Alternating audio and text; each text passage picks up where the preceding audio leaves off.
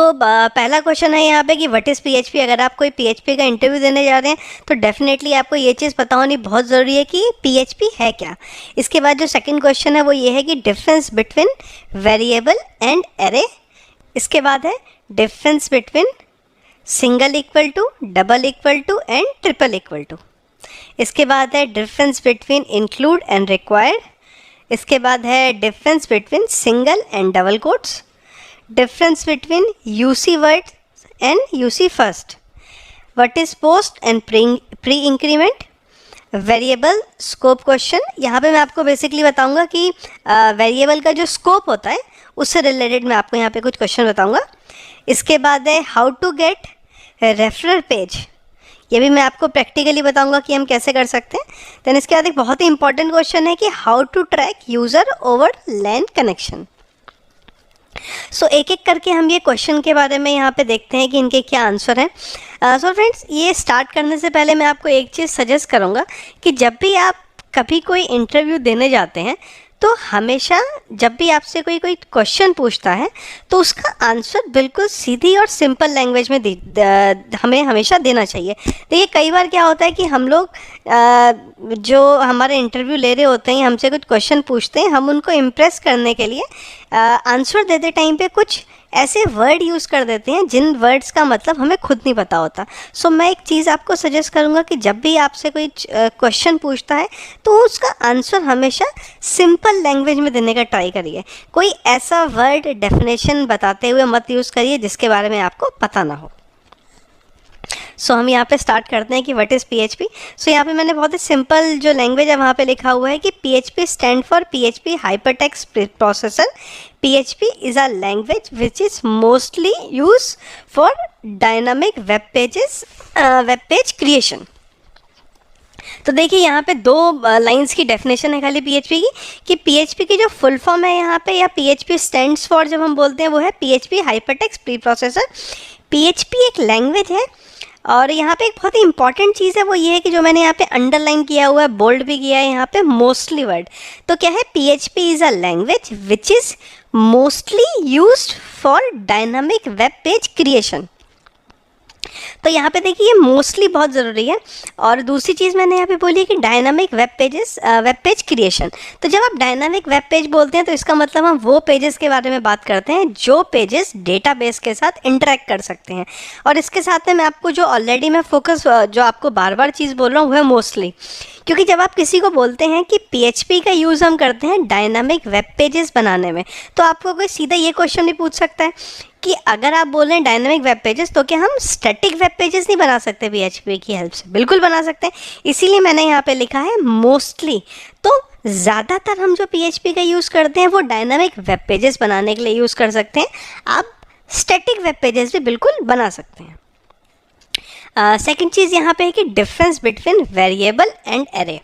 तो देखिए दोनों में डिफरेंस ये है कि यहाँ पे मैं आपको जो डेफिनेशन मैंने लिखा है पहले मैं आपको वो बताता हूँ, तो इसके बाद मैं इसको एक्सप्लेन कर देता हूँ कि variable and array both are use to store information. तो इसका क्या मतलब हुआ कि वेरिएबल और एरे इन दोनों का जो यूज़ है वो बेसिकली यूज़ होता है इन्फॉर्मेशन को स्टोर करने के लिए। But variable store single information at a time, while with the help of array you can store multiple information at a same time. तो देखिए यहाँ पे इसका मतलब ये हुआ कि वेरिएबल में हम एक बार में सिर्फ एक इन्फॉर्मेशन को सेव करते हैं, जबकि एरे में हम एक बार में एक से ज़्यादा इन्फॉर्मेशन को सेव कर सकते हैं। तो अगर हम इसका थोड़ा सा मैं आपको डिटेल में बताऊँ तो देखिए क्या मतलब हुआ। देखिए कि मैंने एक वेरिएबल बनाया नेम नाम से और मैंने इसमें लिख दिया विशाल। अब देखिए जब मैं इसको प्रिंट करूँगा तो क्या होगा, यहाँ पे विशाल प्रिंट हो जाएगा। अब अगर आप बोलते हैं कि जो ये वेरिएबल बनाया है हम नेम नाम का, इसमें एक वैल्यू हम असाइन कर दें अमित, इसमें हम एक वैल्यू असाइन कर दें अमित, तो देखिए क्या होगा। अगर मैं यहाँ पे अमित लिख दूँ तो देखिए क्या होगा। अब जो आपका ये वेरिएबल है ये विशाल ना लेके अमित लेगा। क्यों? क्योंकि हमने विशाल पहले जो नेम नाम से वेरिएबल बनाया था उसको विशाल इनिशियलाइज़ किया, उसके बाद अमित इनिशियलाइज़ किया। अब क्या होगा कि जो विशाल वैल्यू है ये ओवरराइट हो जाएगी, ये वैल्यू ओवरराइट हो जाएगी तो ये विशाल हट जाएगा और इसकी जगह पे अमित आ जाएगा। तो इसका देखिए मतलब यहाँ पे क्या हुआ कि वेरिएबल जो है वो एक बार में सिर्फ एक ही इन्फॉर्मेशन को स्टोर करता है। तो इसका सॉल्यूशन क्या है? इसका सॉल्यूशन हमारे सामने एरे है। अब देखिए अगर एरे पे हम बात करते तो देखिए क्या होता कि मैं यहाँ पे अगर एक नेम नाम का एरे बनाता तो यहाँ पे देखिए मैं दोनों इन्फॉर्मेशन को स्टोर करके रख सकता हूँ। देखिए मैं विशाल भी रख सकता हूँ, अमित भी रख सकता हूँ। तो यहाँ पे अगर मुझे विशाल को रिट्राइव करना है तो मैं सिंपल जो विशाल का इंडेक्स है वो यूज़ कर लूँगा। अब इसका इंडेक्स 0 है, और अगर मेरे को अमित की वैल्यू इनिशियलाइज रिट्राइव करनी है तो मैं यहाँ पे 1 यूज़ कर दूँगा। तो ये दो डिफरेंस होते हैं वेरिएबल और एरे में। ये दोनों के दोनों इन्फॉर्मेशन को स्टोर करने के लिए यूज़ होते हैं, लेकिन वेरिएबल एक बार में एक इन्फॉर्मेशन स्टोर करता है और एरे एक बार में मल्टीपल इन्फॉर्मेशन को स्टोर करके रख सकता है। आगे चलते हैं हम। तो हमारा वेरिएबल और एरे यहाँ पे क्लियर हो जाता है। देन नेक्स्ट क्वेश्चन है हमारा, ये बहुत ही ज़्यादा एक इम्पॉर्टेंट क्वेश्चन है जो इंटरव्यू पॉइंट ऑफ व्यू से है कि difference between single equal to, double equal to and triple equal to. So यहाँ पे मैंने क्या लिखा है कि single equal to used for assign value, double equal to use for comparison between two values, triple equal to use for comparison between two values with same data type. तो देखिए यहाँ पे इसका जो मतलब है देखिए वो क्या है कि अगर मैं यही चीज़ को ले लेता हूँ यहाँ पे। देखिए यहाँ पे क्या है, ये डबल इक्वल टू का मतलब यूज़ हम कब करते हैं? जब हमें किसी वेरिएबल में किसी इंफॉर्मेशन को असाइन करना है। सो देखिए क्लियर हो गया, सिंगल इक्वल टू का हम यूज़ इसलिए करते हैं। अब देखिए अगर मैं एक वेरिएबल बनाता हूँ नेम नाम से, या एक वेरिएबल बनाता हूँ नम नाम से, और इस पे मैं लिखता हूँ 1। अब देखिए अगर मैं बोलता हूँ if num is equal to single 1, then print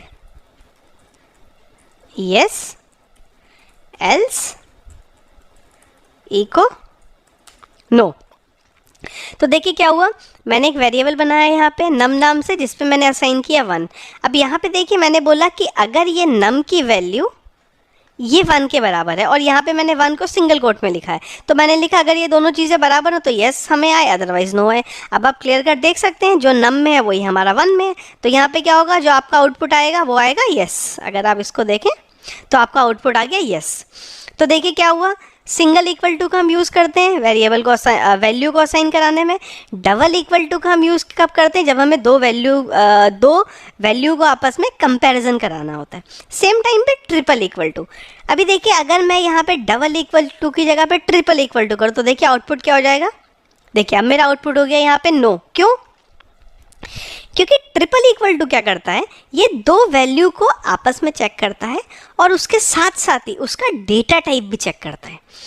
देखिए यहाँ जो ये 1 है, जो मैंने ये डॉलर नम बनाया है, ये इसमें हमने जो 1 असाइन किया हुआ है ये एक इंटीजर टाइप का है, जबकि यहाँ पे मैंने सिंगल कोट में लिखा है, जिस वजह से जो 1 हो गया ये है तो 1, लेकिन अभी जो इसका डेटा टाइप है वो हो गया स्ट्रिंग। अगर मैं इसको सिंगल कोट में ना लेके इसको अगर मैं नॉर्मल लेता हूँ और मेरे पेज को रीलोड कराता हूँ तो देखिए क्या आउटपुट होगा। अभी मेरा आउटपुट हो गया यस।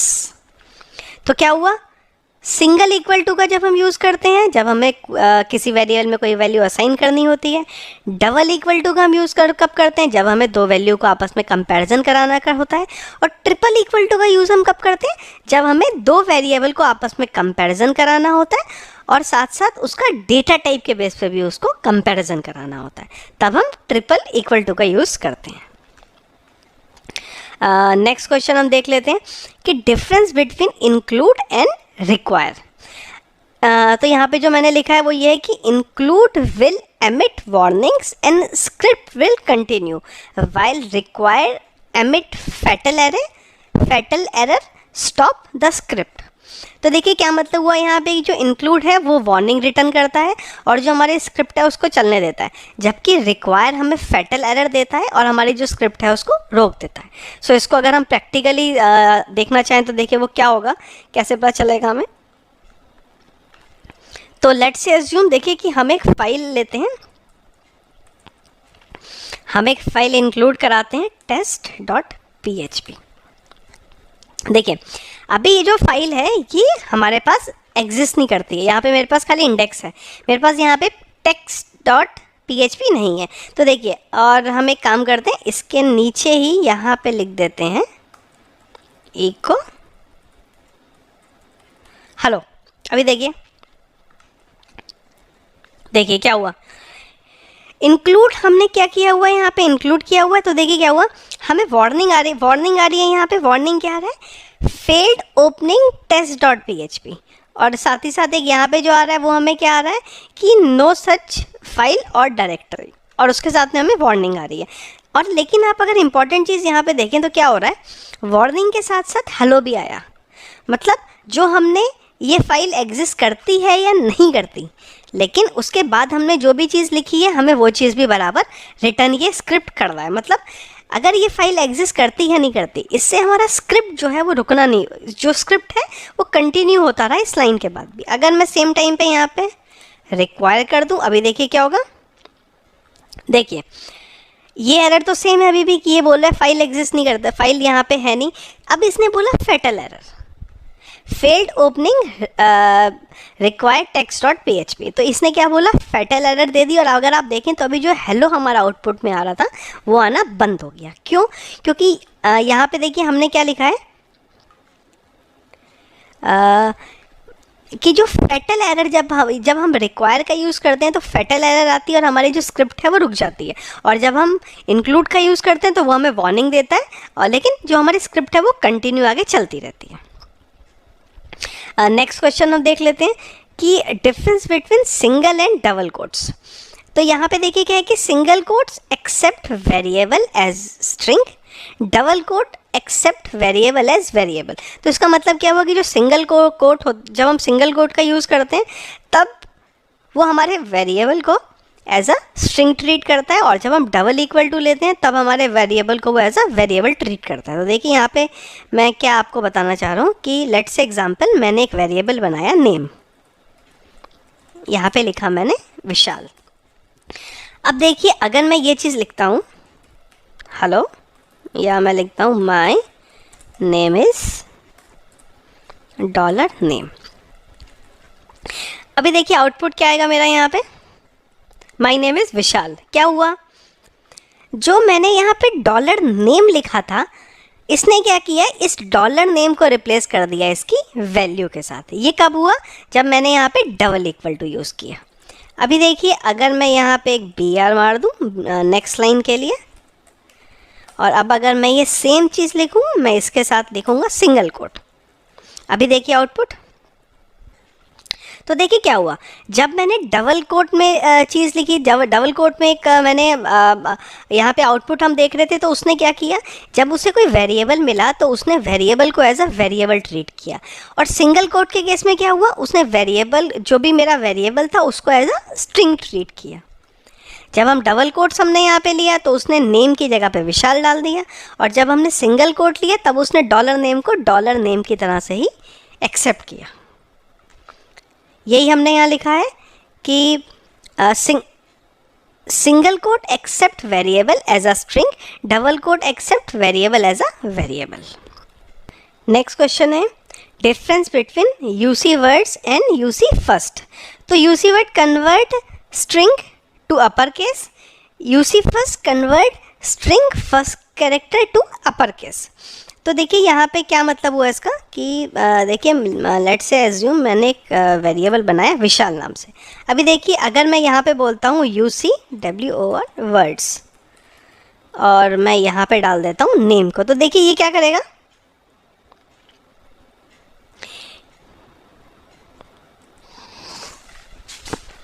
इसने क्या किया, देखिए यहाँ पे इसने जो मेरा फर्स्ट कैरेक्टर था इसको कैपिटल करके दे दिया।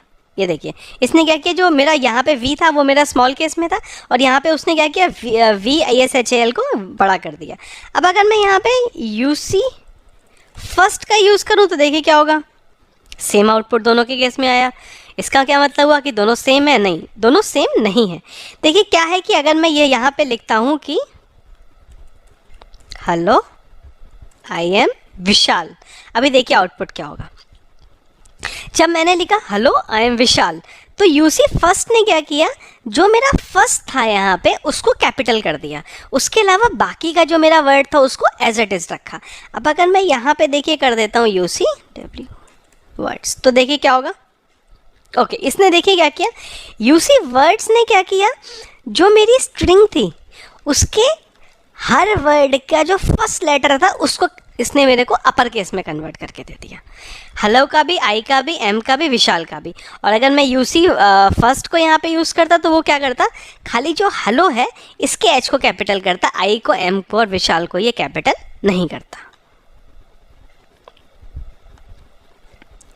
नेक्स्ट चीज़ है कि what is post and pre increment. तो क्या है कि पोस्ट इंक्रीमेंट, ये थोड़ा में भी हो सकता है कि आपको डेफिनेशन से क्लियर ना हो, ये हम जब अभी प्रैक्टिकल देंगे तो मैं आपको क्लियर करता हूँ कि post increment means the expression is set and then the variable is altered. Pre increment means variable is incremented before the expression is set. तो इसको थोड़ा सा हम यहाँ पे डिटेल आउट करके देखते हैं कि क्या होता है। तो लेट से देखिए मैंने यहाँ पे एक वेरिएबल बनाया 1। अभी देखिए मैंने बोला इको $NUM++। तो देखिए आपको पता है कि जो हम डॉलर यहाँ पे नम को प्लस प्लस करते हैं, इसका मतलब क्या होता है कि हम उसको बढ़ा रहे हैं उसकी वैल्यू को। तो आइडियली देखिए क्या है कि जब मैं इसको रन करूँगा तो आप बोलेंगे आउटपुट क्या आएगा। मैं ऑब्वियस सी बात है, मैंने डॉलर नम को प्लस प्लस कर लिया तो आउटपुट यहाँ पे 2 हो जाना चाहिए, लेकिन आउटपुट आपका 1 आ रहा है। सेम टाइम पे अगर मैं यहाँ पे इसको बढ़ने दूँ, अब अगर मैं नेक्स्ट लाइन में बढ़ाऊँ, अब देखिए हम इसका आउटपुट क्या आएगा, तो अब इसका आउटपुट आएगा 2। तो देखिए क्या हुआ, ये हम जो बात कर रहे हैं ये हम बात कर रहे हैं पोस्ट इंक्रीमेंट की। तो देखिए पोस्ट इंक्रीमेंट कैसे चलता है कि आपने एक वेरिएबल यहाँ पे बनाया, उसमें एक वैल्यू इनिशियलाइज की, फिर आपने बोला जब हम बोल रहे हैं इको नम प्लस प्लस, तो देखिए पोस्ट इंक्रीमेंट में क्या होता है कि जिस लाइन में आप उसको इंक्रीमेंट करते हैं, जिस लाइन में आप उसको इंक्रीमेंट करते हैं, ये वो लाइन में उसकी वैल्यू नहीं बढ़ाता, उसका जो नेक्स्ट स्टेप होता है, यानी कि जो भी उसका नेक्स्ट स्टेप है, ये वहाँ पे इसकी वैल्यू आपको बढ़ा के देता है। तो जब आप यहाँ पे बोलते हैं नम प्लस प्लस, तो इस लाइन में ये क्या करता है, इसको बढ़ा के कर देता है 2, और जब आप इसको प्रिंट कराते हैं वो टाइम पे इसकी जगह पे इसको कन्वर्ट कर देता है 2 से। तो इस तरीके से आपका पोस्ट इंक्रीमेंट चलता है। सेम टाइम पे एक होता है आपका प्री इंक्रीमेंट। जैसे कि देखिए अगर मैं आपको ये बोलता हूँ, तो देखिए ये क्या करता है, ये प्री इंक्रीमेंट करता है, मतलब ये इसी लाइन में जो आपका नम है इसको बढ़ा के दे देता है। देखिए अगर मैं इसको रन करूँगा तो मुझे यहाँ पे 2 आ जाएगा। पोस्ट इंक्रीमेंट क्या करता है, जिस भी लाइन में आप पोस्ट इंक्रीमेंट करते हैं वो उस लाइन में वैल्यू को नहीं बढ़ाता है, उसकी नेक्स्ट लाइन में उसको अफेक्ट करता है। प्री इंक्रीमेंट क्या करता है, जिस लाइन में आप उसे एग्जीक्यूट कराते हैं वो सेम उसी लाइन में उसे बढ़ा देता है। सेम जैसे आपका इंक्रीमेंट होता है वैसे ही आपका डिक्रीमेंट भी होता है। अगर आप इसे माइनस माइनस कर दें तो ये 0 हो जाएगा। सेम टाइम पे अगर आप इसको यहाँ से भी माइनस माइनस करना चाहें तो ये बराबर यहाँ से भी चलेगा। तो देखिए यहाँ पे भी अब अगर मैं इसका आउटपुट देखूंगा तो क्या होगा, पोस्ट डिक्रीमेंट हुआ तो यहाँ पे इसकी वैल्यू जो हो जाएगी 0 हो जाएगी।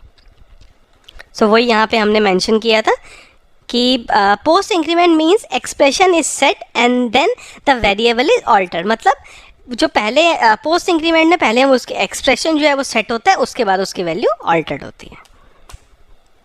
नेक्स्ट क्वेश्चन, ये बहुत ही इंपॉर्टेंट और एक ट्रिकी क्वेश्चन है, और मैंने कई बार क्या मैक्सिमम टाइम मैंने देखा है कि जब भी मैं इंटरव्यू ले रहा होता हूँ वो टाइम पे जब भी मैं किसी से क्वेश्चन पूछता हूँ तो आई गेस 99% चांस मेरे साथ ऐसे ही हुआ है कि जब भी मैं किसी का इंटरव्यू ले रहा हूँ तो वो मेरे को करेक्ट आंसर फर्स्ट टाइम में नहीं दे पाता। सो अभी हम यहाँ पर थोड़ा सा इसके बारे में डिस्कस करेंगे कि वेरिएबल स्कोप से रिलेटेड जो हमारा क्वेश्चन होता है। तो देखिए यहाँ पे बहुत ही सिंपल सा क्वेश्चन है कि लेट से मैंने एक वेरिएबल बनाया x, इसकी वैल्यू मैंने यहाँ पे रखी 1। अब मैंने एक देखिए फंक्शन बनाया यहाँ पे टेस्ट नाम से, और यहाँ पे मैंने आपको बोला $x, और यहाँ से मैंने टेस्ट को एग्जीक्यूट करा लिया। तो देखिए क्या है, अगर मैं आपको ये क्वेश्चन पूछूंगा तो अभी आप जितने भी लोग वीडियो देख रहे हैं, आप मैक्सिमम लोग मुझे यही बोलेंगे कि इसका जो आंसर है वो सीधी सी चीज़ है कि यहाँ पे x को हमने 1 से इनिशियलाइज किया हुआ है। टेस्ट के अंदर जब मैं $x की वैल्यू की बात करता हूँ तो ये 1 रिटर्न कर देगा। लेकिन अगर आप इसको देखें आउटपुट, तो देखिए ये आपको बोल रहा है अनडिफाइंड वेरिएबल x। तो देखिए यहाँ पे हो क्या रहा है कि जो आपका $x है ये एक्चुअल में लोकल वेरिएबल है। क्या होता है कि जब भी आप कोई फंक्शन के अंदर वेरिएबल बनाते हैं तो उसका जो स्कोप होता है वो उस फंक्शन के अंदर ही होता है, ना तो उससे वो बाहर की वैल्यू ले सकता है, ना ही फंक्शन एग्जीक्यूट होने के बाद उसकी किसी वैल्यू का स्कोप रहता है। तो यहाँ पे देखिए हो क्या रहा है कि जो $x है इसको ये नहीं पता है कि ये $x जो आपका अंदर आपने फंक्शन के अंदर जो $x लिया है, इसको ये चीज़ नहीं पता है कि ये जो $x है ये क्या है। इसके लिए $x कुछ नहीं है। जब तक आप इस फंक्शन के अंदर फोर्सफुली इसको डिफाइन नहीं करते, जब तक आपको ये नहीं बोलेंगे x = 1 है, तब तक ये जो x आप लिख रहे हैं उसको नहीं पता इसकी वैल्यू। तो देखिए ये सिंपल सा क्वेश्चन था कि जो आपका वेरिएबल होता है उसका स्कोप क्या होता है, कि जो फंक्शन के अंदर हम बात करते हैं तो फंक्शन के अंदर जो वेरिएबल होते हैं उसके लिए उसका स्कोप लोकल ही रहता है। तो अब देखिए नेक्स्ट क्वेश्चन, जो नेक्स्ट यहाँ पे क्वेश्चन आता है वो ये आता है कि अब अगर आपको ये $x को यूज़ करना है तो आप उसे कैसे यूज़ करेंगे। क्योंकि मैं यहाँ पे बोल रहा हूँ इको $x, लेकिन आपको अभी मैंने बताया कि ये $x तो लोकल वेरिएबल है और लोकल वेरिएबल का स्कोप तो यहाँ चलेगा नहीं। तो उसके लिए देखिए हम क्या कर सकते हैं, हम लिख सकते हैं यहाँ पे ग्लोबल $x।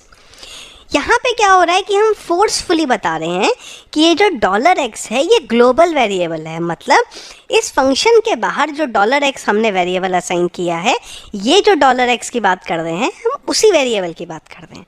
अब अगर देखिए आप आउटपुट देखेंगे तो आपके सामने 1 आ गया। अगर मैं इसको यहाँ पे 10 कर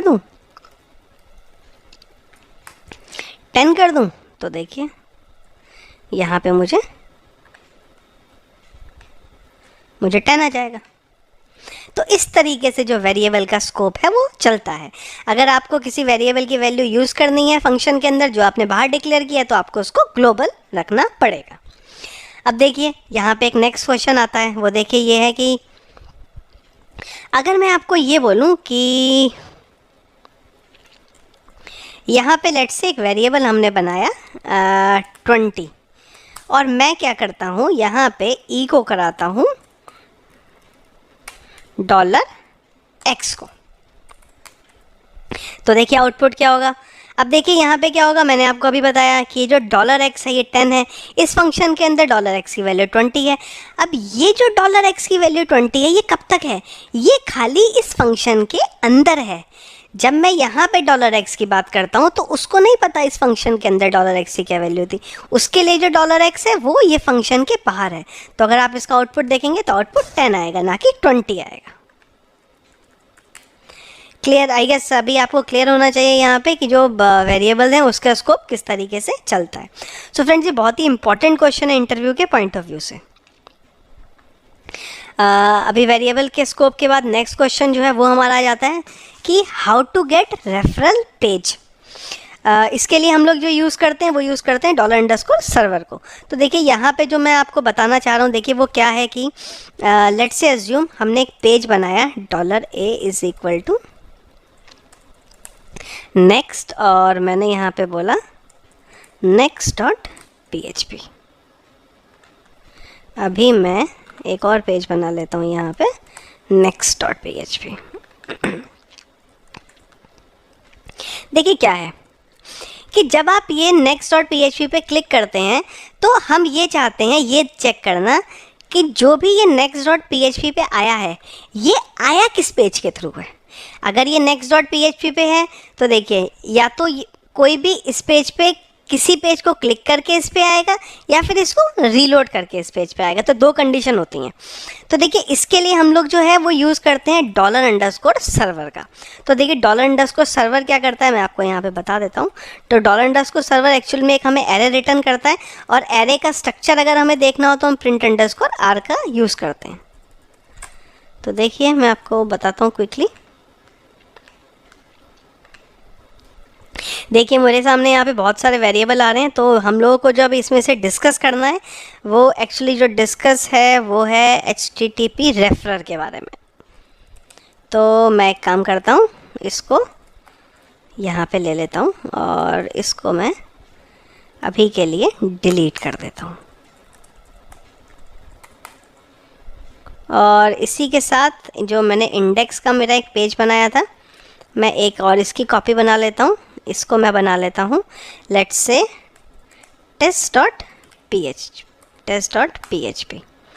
तो देखिए क्या होगा, अभी मैं यहाँ पे 2 पेज आपके सामने खोलता हूँ और एक खोलता हूँ test.php। देखिए यहाँ पे जैसे ही आप next.php पे आए तो देखिए इसने आपको क्या बताया कि जो रिक्वेस्ट आई है मेरे पास वो आई है इस पेज से। अगर मैं यहाँ पे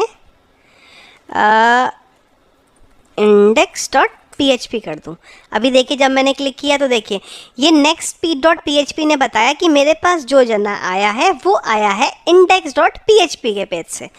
अभी अगर मैं test.php से वहाँ पे क्लिक करता हूँ तो देखिए इसने बताया कि जो मेरे पास यूज़र आया है वो आया है test.php से।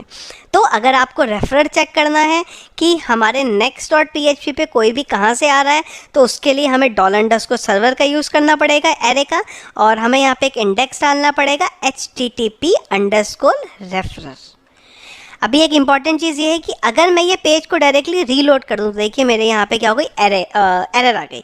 क्या हुआ देखिए, आप जब क्लिक करके इस पेज पे जाते हैं तब रेफरर आपका जनरेट होता है, वो टाइम पे आपकी ये चीज़ जनरेट होती है।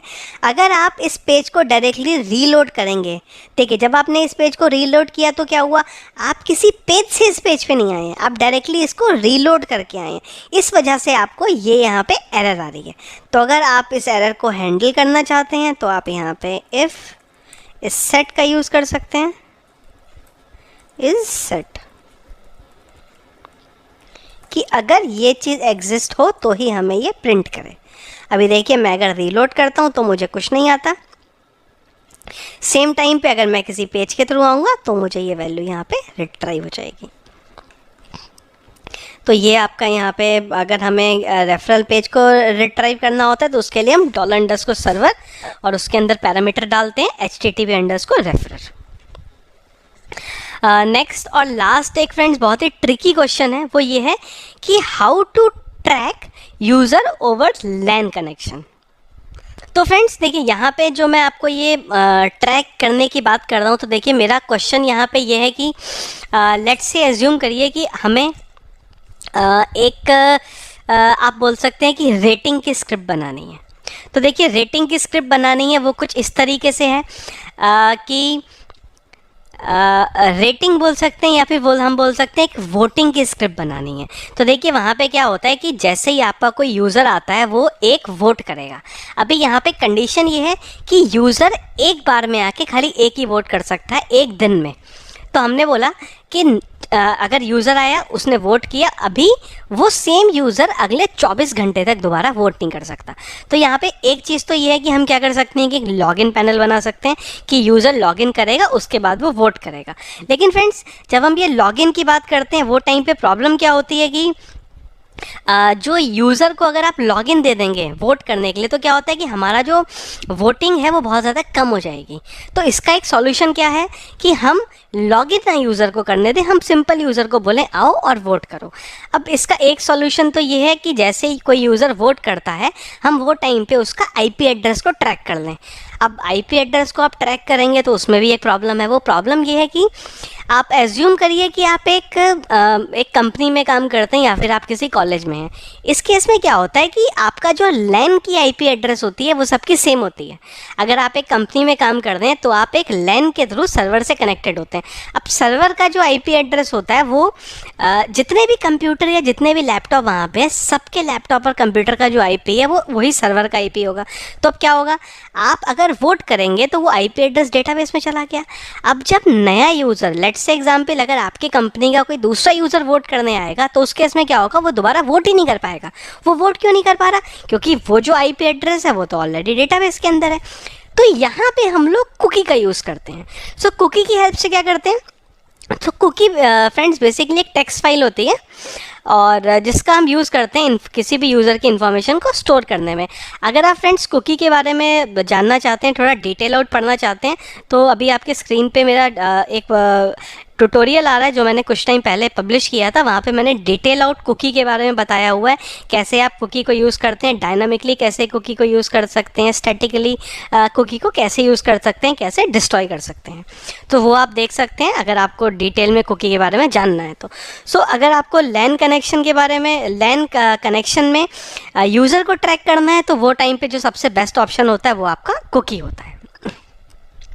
सो फ्रेंड्स, इस तरीके से मैं ये कंप्लीट करता हूँ मेरा वीडियो। और ये बेसिक बहुत ही जो 10 हैं बहुत ही बेसिक क्वेश्चन है। इसके अलावा और भी बहुत सारे क्वेश्चन बन सकते हैं, लेकिन जितना मुझे लगता है कि ये जो 10 हैं वो बहुत ही ज़्यादा इंपॉर्टेंट क्वेश्चन है। सो डेफिनेटली ये अगर आप कोई भी इंटरव्यू देने जाते हैं तो ये 10 क्वेश्चन को एटलीस्ट आप अच्छे से प्रिपेयर करके जाइए। इसके अलावा भी अगर आप किसी और चीज़ के बारे में जानना चाहते हैं या कोई और ऐसा क्वेश्चन है जिसके बारे में आपको जानना चाहते हैं या जिसमें आप मेरी हेल्प लेना चाहते हैं, तो डेफिनेटली आप कमेंट बॉक्स में आपका कमेंट डालिए, मैं आपको डेफिनेटली रिप्लाई करूंगा और वो आपको एक्सप्लेन करने की अपनी तरफ से पूरी कोशिश करूंगा। Thank you and all the best for your interview. Thank you friends.